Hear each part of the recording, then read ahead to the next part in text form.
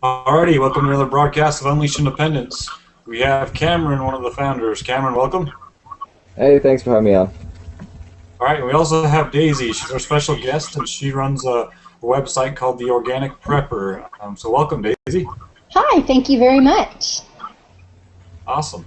So today we're going to talk, I guess, talk a little bit about, anxiety, getting off certain medications is kind of what stirred up this conversation, was to find out how can people get off medications that they're on, and kind of steer their way more towards something more organic, so they're not reliant on someone else. And so, Daisy, what made you want to, talk about this information? Well, I've always been very interested in more nutritional solutions for health issues, and that includes mental health issues. Some people believe, and I'm not 100% certain of this, but some people believe that all mental health issues can be solved nutritionally.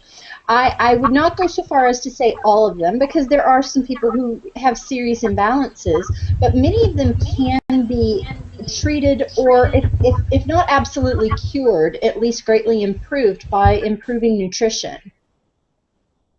Okay, perfect. So what steps can you say to someone? Let's say there's someone out there who maybe is on some anxiety medication, like Klonopin or anything like that. What would you recommend that they do to kind of at least start on the path? Well, okay, first things first, you should never, ever, ever stop any medication without speaking to your doctor. And that's not just a disclaimer. The psychiatric medications are extremely powerful medications, and they affect your brain to the extent that if you try to just go off of those cold turkey, it's a very similar physical and mental reaction to a drug addict going off of heroin. The withdrawal is almost identical. So it's like a junkie detoxing. That's why you shouldn't just stop taking your medication because you've decided that you want to go with a natural route.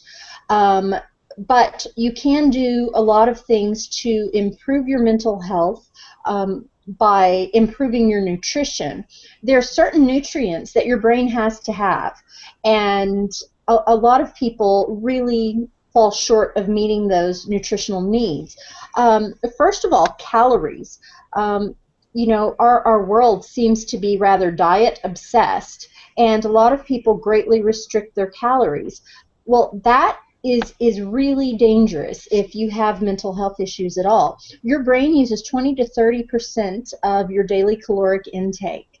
So if you're having anxiety issues or depression issues, it's not the time to partake in a drastically calorie-reduced diet. Another thing that a lot of people in this day and age seem to cut out is fat. They think that if they don't eat fat, they won't be fat, but that's not necessarily the case, and your brain definitely doesn't see it that way. Your brain requires essential fatty acids to maintain proper function. That's because the fatty acids are basically what transport the feel-good hormones. It helps your neurons maintain their connections. So if you don't have enough fat in your diet, you will definitely have issues with anxiety and depression. It can be very, very bad for you.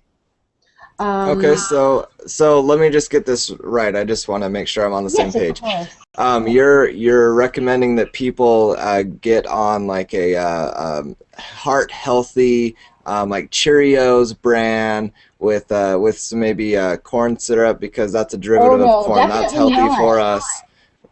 Is that what you're It, talking about? No, it's not just about what you do eat, but it's also about what you don't eat. Many people have different triggers for their anxiety that are food triggers. And the best way to figure out what your food triggers are is to keep a food diary and a mood diary. When you're having an anxiety attack, you want to be able to look back and say, oh, I ate that every single time this week that I felt anxious. Different things can cause anxiety in different people because we're all wired differently, but some common culprits are MSG and aspartame, because those are both neurotoxins. They actually kill brain cells.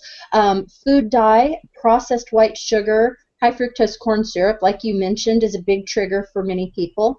Some are even triggered by things that should be wholesome, but they're just not wholesome for them, like dairy products. So it's important to track what bothers you. It's not just something uniform across the board. Well, and I'm actually I'm in favor of dairy to some extent. I think that it's good. But you know, you talked about aspartame. I think that's something that people don't necessarily understand, and there's been quite a push to say that it actually is healthy in many ways. But that's in gum, and there's a recent report saying that the FDA is allowing it to go unmarked and be put into milk and other dairy products. Yes, that's absolutely correct. And I find that horrifying. First, just to gross you out a little bit, do you know what aspartame is made of? I don't know. Yeah, neither do I. Okay. They take E. coli bacteria, they feed it a petroleum product. So you know E. coli is what is in human feces. They feed it a petroleum product. What it excretes is aspartame. So it's E. coli poop. That is That's disgusting. absolutely true. Isn't that gross? You will never drink another Diet Coke as long as you live. Is it? Oh, Okay, I've heard some ridiculous claims, and maybe you can It's shed some light not a on it. ridiculous claim. You can look it up. Oh, It's no. everywhere. I'm not saying what you're saying is ridiculous. I'm saying I've heard some ridiculous claims about what aspartame does. I've actually heard that there are people, and I'll have to find the source on this. But there are people that when they die, they basically drank themselves to death from Diet Cokes and things like this, and they don't need as much formaldehyde when their body is being preserved, because when it's Really? metabolized, it turns into some sort of almost like formaldehyde. Is that true? Really? I don't know. I haven't heard Okay, that. I'll find But the what I source and do put it up. know is there's a website, drmercola.com. He's done a lot of research on aspartame, and you can find tons of information there. But it's important to know how aspartame works. It's a neurotoxin.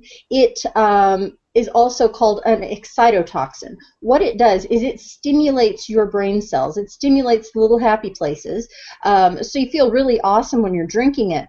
But it stimulates them to such a high degree that it actually kills your brain cells. It stimulates them to death. Crazy. I Yeah, actually heard, I had a friend that was telling me this, and she said that when she has aspartame, she literally, her body just, like, she gets tons of pain. yeah, I And get she a was, really bad headache myself.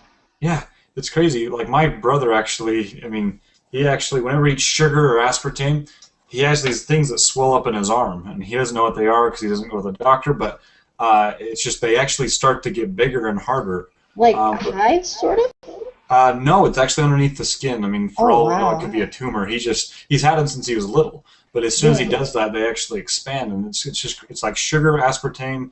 It just happens instantly. Well, Um, white sugar is processed to the point that it has a very similar reaction to aspartame in the human body. It's not quite as toxic, but it's definitely not good for you.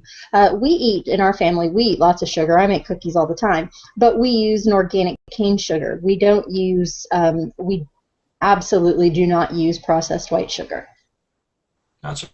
And the other thing was, I had a friend that was telling me that she heard that now they can they can call aspartame a natural sweetener because a natural sweetener is natural is not really like a defined word according to Right. the FDA or anybody else, that they can now say That natural sweetener and just put it in whatever. That's going a little more with Splenda. Splenda is another sweetener that isn't the greatest for you. It's not quite as horrible as aspartame, but that is made by adding chlorine molecules to sugar. So they remove the caloric part of sugar and they add chlorine molecules to make up that sweetness. And so basically you're eating bleach and sugar. Wow. So for somebody, uh, real quick, Cameron, just had a question on the aspartame. For somebody who, like for me, I've never heard of that E. coli poop with aspartame, but I haven't done a whole lot of research on it. I just know it doesn't feel good when I eat it, and I enough research to know it's bad. Right. Where can someone find out that information that you know that about? I'm trying to think where I found that. Oh, that's on Dr. Merkela's website as well. I get Okay, a lot of perfect. information there. It's We'll try to find that drmercola.com. video. Perfect. So the point I wanted to bring up is there's a lot of people. You talked our world, our culture is diet obsessed, and I would agree with that.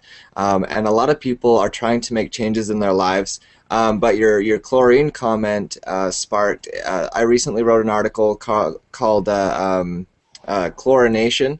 And an emphasis on nation because our water supply is chlorinated.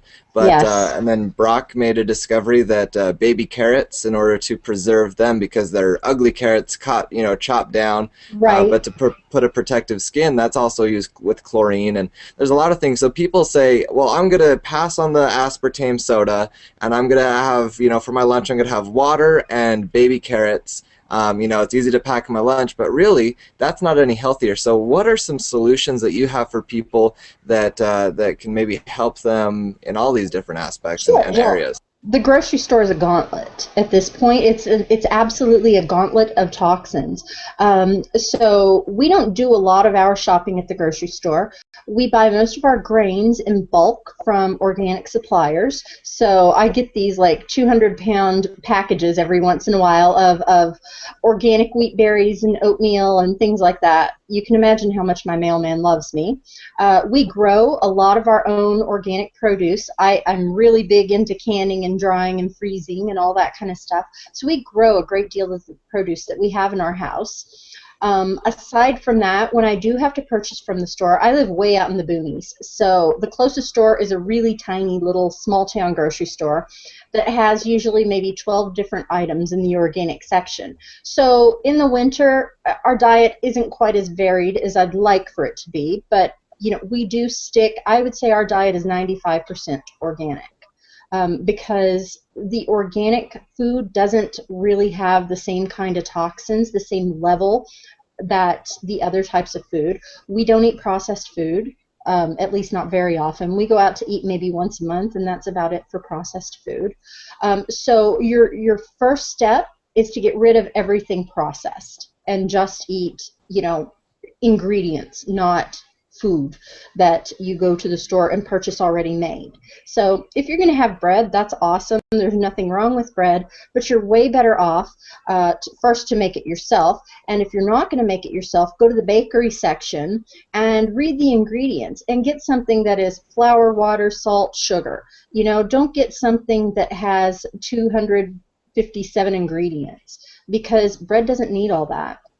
I recently discovered that making cottage cheese, it's only 3 ingredients. It's milk, vinegar, and salt. And you've suddenly got cottage cheese. But the grocery store cottage cheese, even one of the allegedly healthier brands, and it wasn't an organic brand, it had 17 ingredients. So being able to make these things yourself is a great step towards protecting yourself from some of these toxins. And it doesn't take a lot of time either.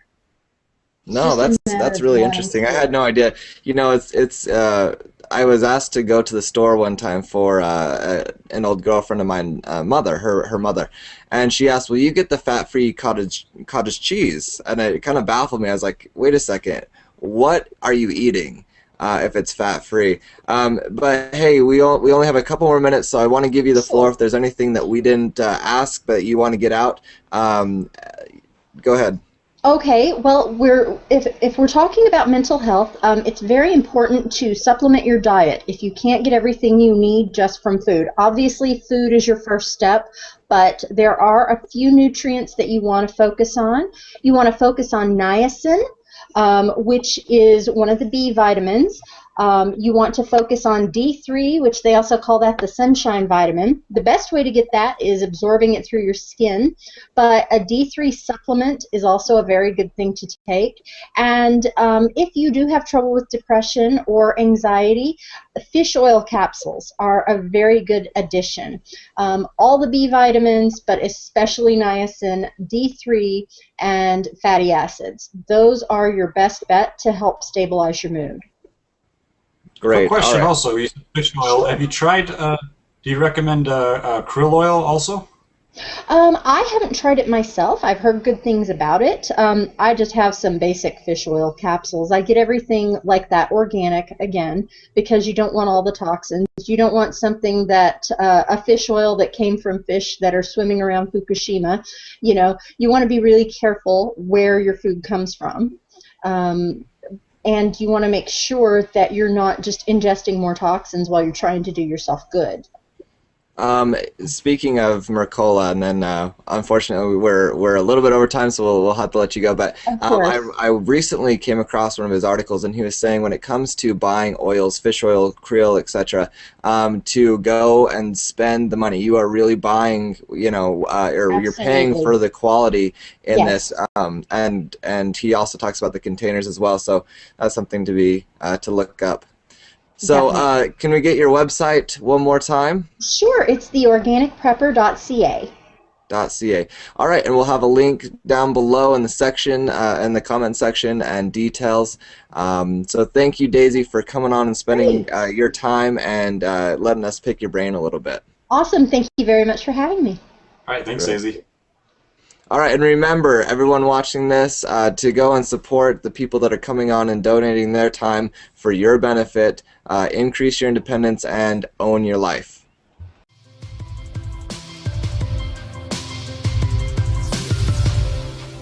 UnleashIndependence.com